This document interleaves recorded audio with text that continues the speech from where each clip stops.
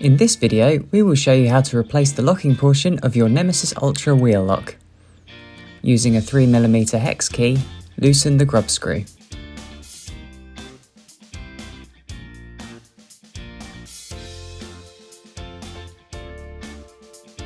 Remove the locking portion from the aperture. If spacer rings were installed, ensure that these are moved onto the new locking portion. Place the new locking portion into the aperture.